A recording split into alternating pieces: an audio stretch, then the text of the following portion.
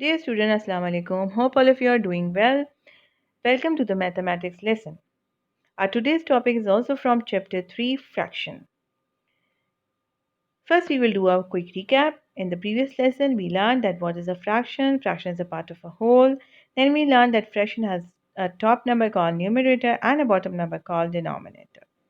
Then we learned about mixed number. When a whole number is added to a fraction, we get a mixed number. Our today's lesson is simplest form of a fraction. A fraction can be simplified by dividing numerator and denominator by a common factor.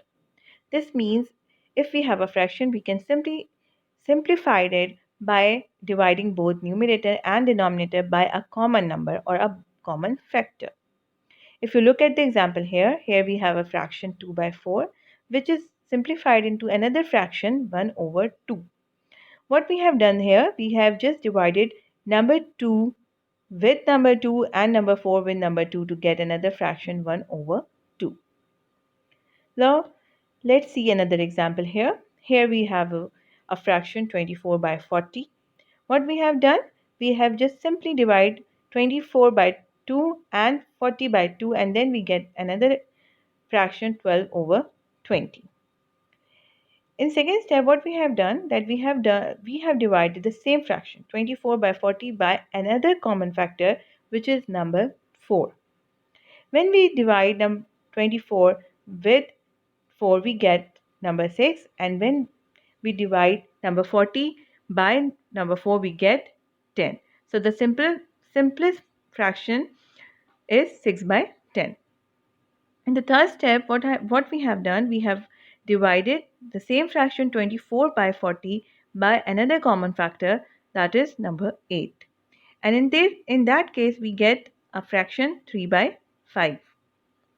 So if you closely look at all the example, you will notice that when I divide fraction 24 by 40 with number 2, which is the smallest common factor, I get the fraction 12 over 20.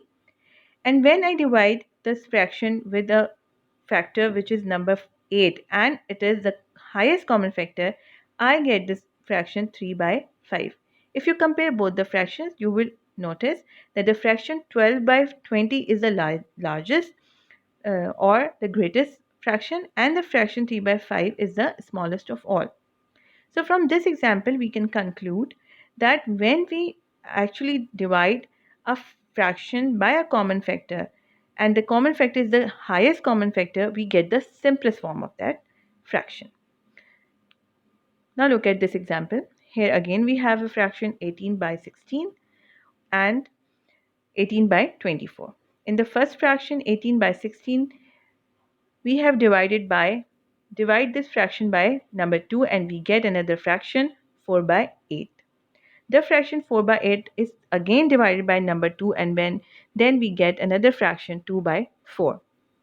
And then again we divide the fraction 2 by 4 by number 2 and then we get the fraction 1 over 2. If you notice, the fraction 1 by 2 cannot be further divided by number 2, so we stop it here. In case of fraction 8 by 24, we divide this fraction by number 2 and then we get another fraction 4 by 12. The same fraction 4 by 12 is further divided by number 2 and then we get another fraction 2 by 6. And then again this fraction 2 by 6 is divided by number 2 and we get the fraction 1 over 3. So what we are doing actually, we are not taking the highest common factor, we are taking the least common factor. But we are dividing the resultant fraction again and again to get the simplest form. These are the two methods to find out the simplest form of a fraction. I hope these examples are helpful for you to understand your topic. Let me conclude this lesson again. In this lesson, we have learned that a fraction can be simplified by dividing it with a common factor. What you need to do, you have to just divide numerator and denominator with a single number that is a common factor for both the numbers. And when you keep dividing the fraction again and again by a common factor, you get a simplest form. So students, this is all for today. Inshallah, I will see you tomorrow with another topic. Allah Hafiz.